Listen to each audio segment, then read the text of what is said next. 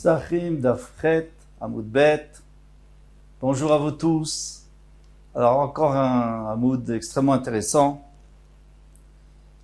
Hier nous avions vu que lorsqu'il y a un trou dans le mur, on regarde là où on peut, mais on va pas trop loin parce qu'il faut pas rentrer la main de peur qu'il y ait des scorpions.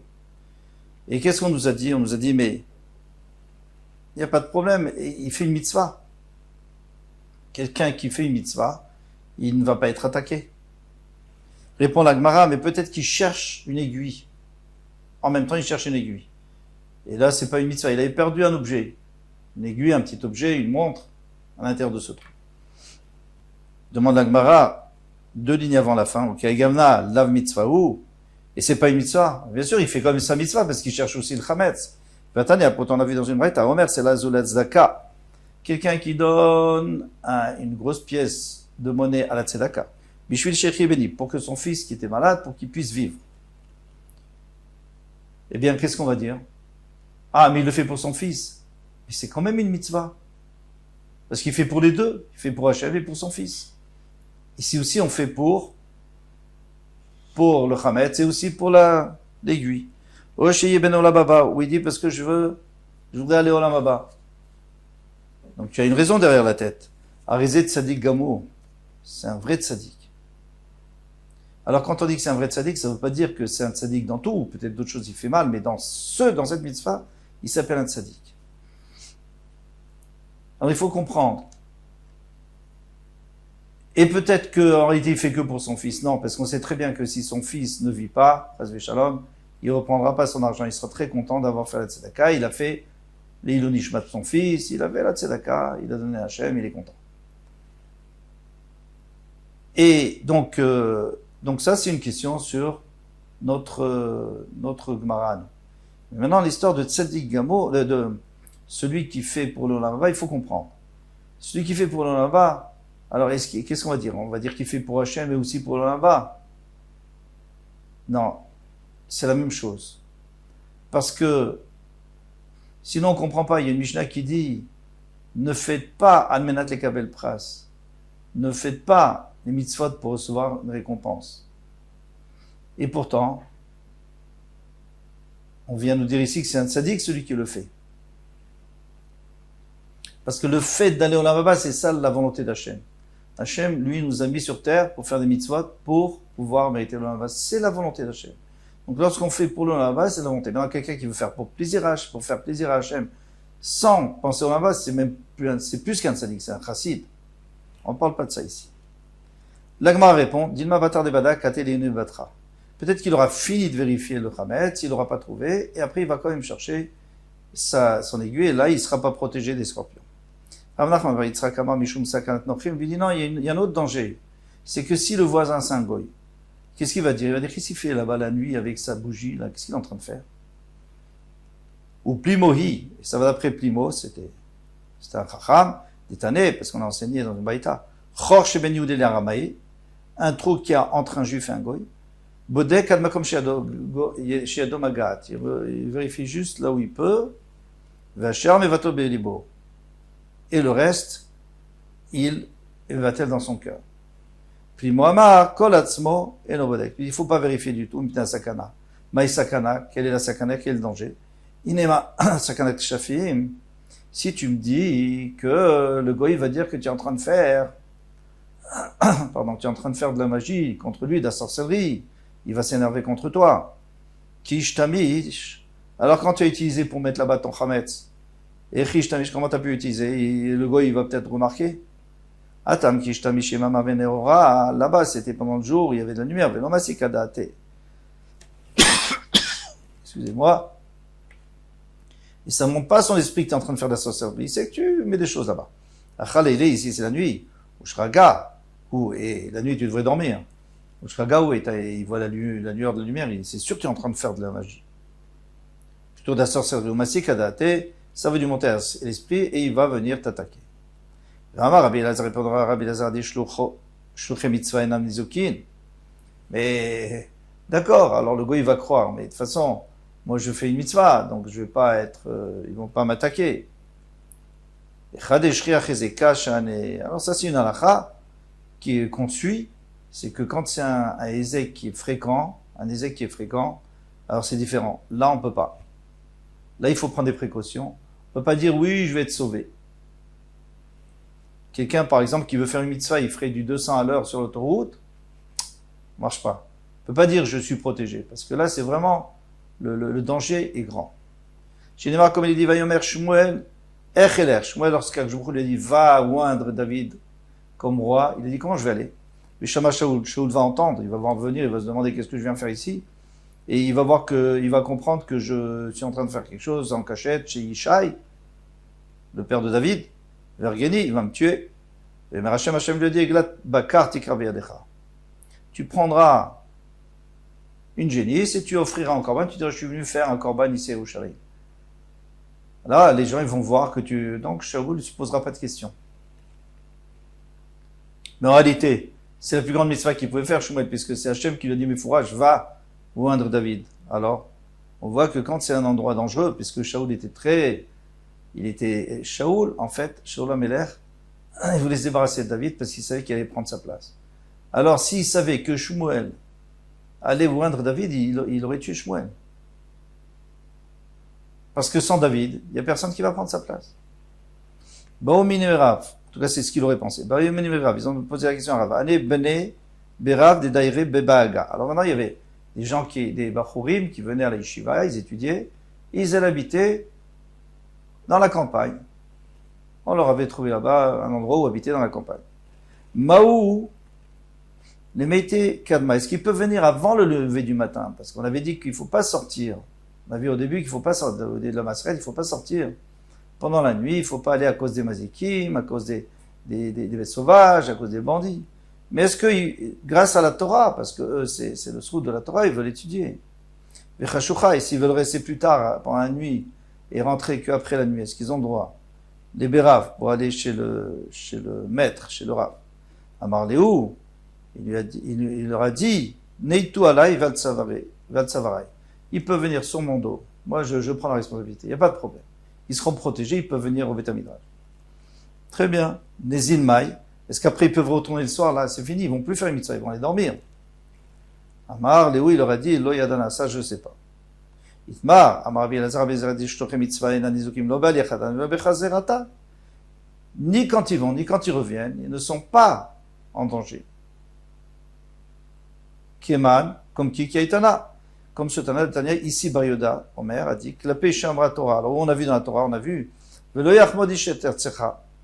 quelqu'un qui monte, il laisse sa maison, il laisse son champ, il laisse ses animaux, il laisse tout sur place et il monte pour les regalim, pour les fêtes. Alors, on lui promet que personne ne lui prendra pendant ce temps son terrain. Mais la metchete paratra roa ba'afa, ta vache, tu peux la laisser, elle sera dans les prairies, en train de brouter. Ven chaya, il n'y aura pas de loup ou de bête sauvage qui va lui faire du mal. Tarnegol atecha.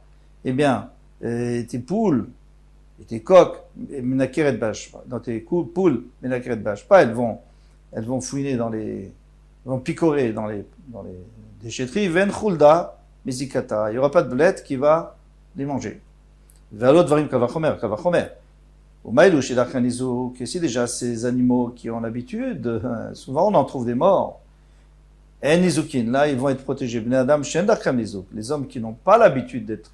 Pourquoi? Parce qu'on avait appris dans Ravakama que les hommes ont un mazal. Alors il y a plusieurs pshatim. Qu'est-ce que c'est qu'un mazal? Est-ce que c'est un malach qui le protège? Ou alors est-ce que l'homme lui-même, il se défend, ou l'homme est plus fort? En tous les cas, un homme, il a beaucoup plus de chances de survivre que la bête.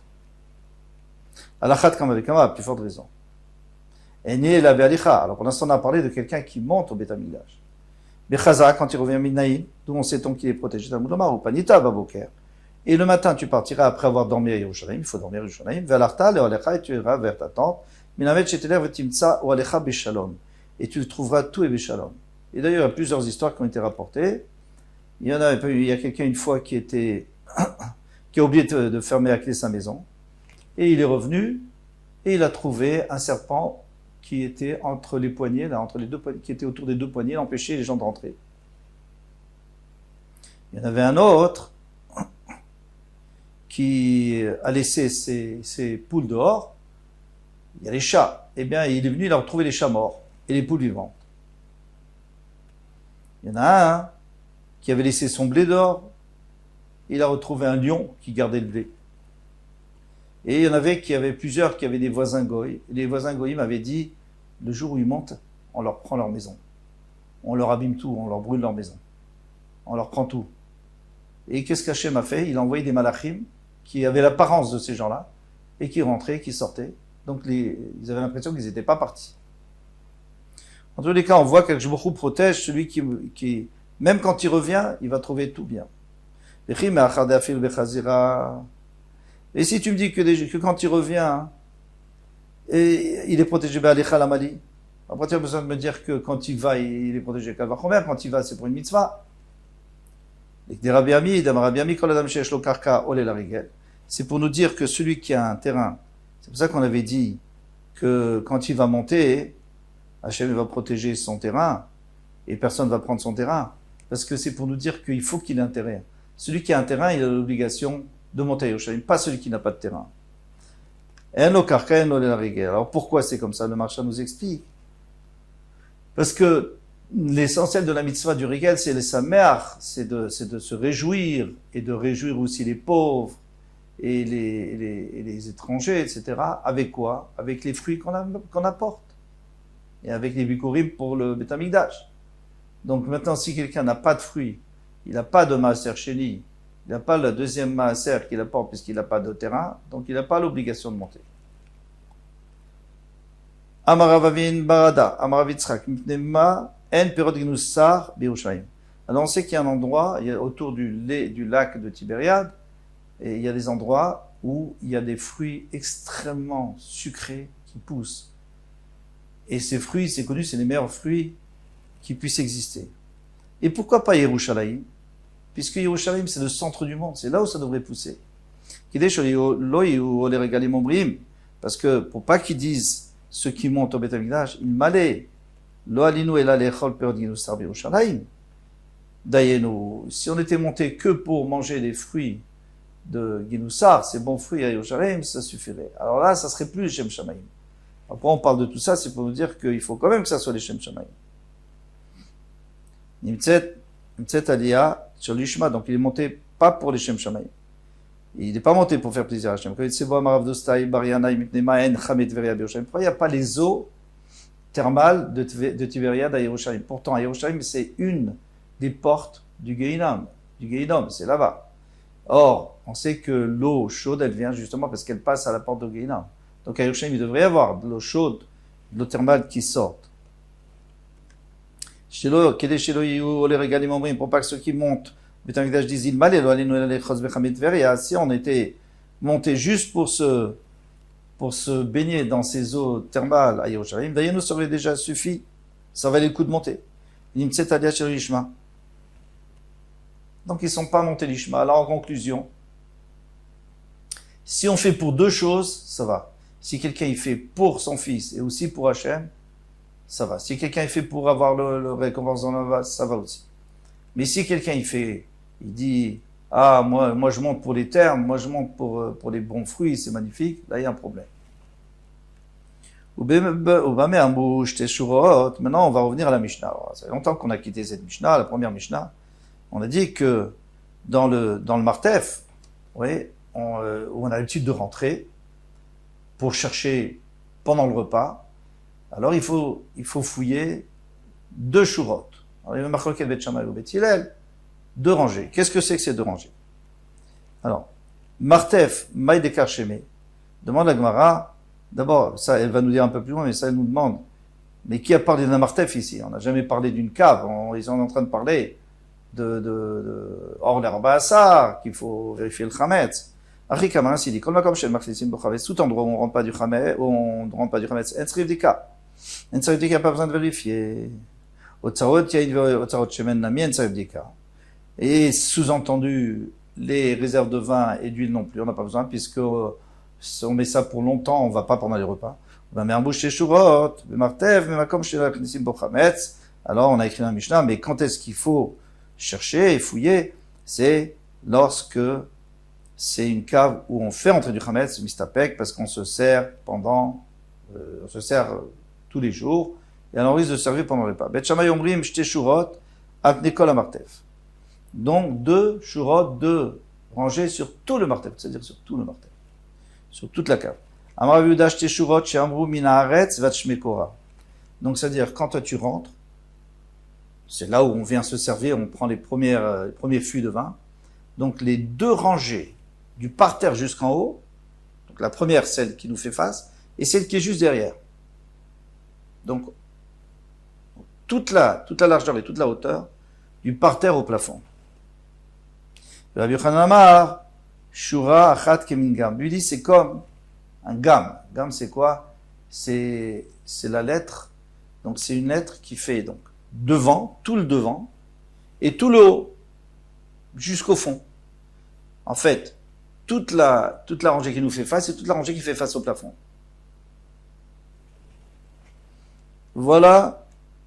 Donc c'est pas du tout la même chose. Je répète, d'après, selon Rav Yehuda, c'est les 2 premières rangées donc qui nous font face du parterre au plafond. Et selon Rabbi Yochanan, c'est la première qui nous fait face et celle qui fait face au plafond. Comme un coin. Tanya Kavate de Rabbi Yochanan. Il y a une braïta qui dit comme Rabbi Yochanan, Tanya Kavate de Rabbi Yehuda. Et il y en a une qui dit comme Rabbi Yochanan. Bet Shammai omrim shte shurot al pnei kol hamartef. Donc 2 shurot, ça c'est la Mishnah qui dit 2 rangées sur toute la largeur et la longueur du martef. Shte shurot she'amru, et c'est quoi ces 2? Min haaretz vat shmei korah. C'est les 2 qui sont devant nous, là, donc qu'on rencontre en premier et qui vont du parterre jusqu'au toit, jusqu'au plafond. Tanya Kavate Rabbi Yochanan, shte shurot al pnei kol hamartef, ça veut dire quoi? Chitzona, roet hapetar. Donc c'est toutes celles qui voient la porte, l'entrée, c'est-à-dire celles qu'on rencontre, toute la rangée qu'on rencontre. Ve'eliona, roet hakorah, et celle qui voit le plafond. Chez l'ifni memena, mais maintenant celle qui est à l'intérieur. Donc nous on a rencontré la première, celle qui est après. Mais chez les matins et mena, ou alors celle qui est en dessous de celle du plafond. Donc celle qui rencontre pas le plafond, qui voit pas le plafond mais qui est en dessous d'elle. En ça veut dire qu'on n'a pas besoin de faire du médical. C'est clair. Bet Shammai omri. Maintenant il faut comprendre Bet Shammai. Shte shurot achitzonot shema elionot. Alors lui il dit pas sur toute la surface. Lui il dit les 2 externes qui sont celles d'en haut. C'est-à-dire quoi? Amaraf, Eliona, Veshinamata et Mena. Donc c'est-à-dire la rangée qui fait le coin d'en haut. En haut, on a une rangée qui fait le coin. Donc c'est celle d'en haut. Et c'est celle qui nous fait face aussi. Et celle qui est en dessous. Donc c'est beaucoup moins, c'est pas sur toute la surface. C'est la rangée d'en haut qui fait le coin. Disons qu'il y a 10, allez, on va dire qu'il y a 10, dans la largeur, il y a 10 fûts, et dans la hauteur, il y en a 10 aussi. D'après Bet Shammai, eh bien, il faut les 100 premiers fûts, puisqu'il y a 10 fois 10. Et alors, Marloquette, est-ce qu'après, c'est la prochaine, encore les 100 prochains, ou alors les 100 d'en haut? Mais de toute façon, ça fait 200 en tout. Parce que d'après Bet Hillel, c'est que les 10 d'en haut qui font le coin. Et 10 d'en dessous, ça fait 20 en tout. Shmuel Amar, et Shmuel dit, Eliona, Veshelifni Memena. Celle d'en haut et celle qui est derrière. Donc encore une fois, 10 et 10, mais pas celle qui est en dessous. Celle qui fait le coin, pas celle qui est en dessous, mais celle qui est derrière. Maïta Maderaf. Alors maintenant, comment ils ont découvert ça de la Mishnah? Eh bien, c'est simple. Parce qu'en réalité, dans la Mishnah, qu'est-ce qu'il y a écrit? Et qu'est-ce qu'il a dit? Il a dit, Chitzonot Shema Elionot. Les externes qui sont celles d'en haut. Alors, est-ce qu'on donne plus d'importance aux externes ou à celles d'en haut? Si on donne plus à celles qui sont en haut, donc on va voir tout de suite, Maïta Maderav, d'ailleurs, Chitzonot, lui, il a dit, celles qui sont externes. Donc les 2, celle d'en haut et celle un peu plus bas, parce que les 2 sont externes vers moi, vers la porte. Va Elionot Katane, mais pourtant on a parlé de celle d'en haut. Alors pourquoi tu dis la deuxième, celle qui est en dessous? C'est pour exclure celle de la troisième rangée qui est en dessous. C'est pour ça qu'il a dit les 2 d'en haut, c'est-à-dire pas celle d'en bas, qui est plus bas. Et Shmuel Amar Eliona Veshifni Mena. Non. Shmuel a dit celle d'en haut et celle qui est derrière. Maïtama, quelle raison? D'ailleurs, Elionot, parce que lui, il a dit, puisqu'il a écrit celle d'en haut. Donc c'est celle d'en haut, c'est pas celle d'en dessous. Ve'achitsona, pourtant il écrit que ça doit être à l'extérieur. Ve'achitsona katane. Nimaote. Gaviata. Des gaviata. C'est pour exclure celle qui est interne après celle qui est interne. C'est-à-dire les deux premières. Donc celle de l'extérieur plus celle qui est juste derrière, mais pas celle qui est encore plus derrière. Maïtama. Pardon.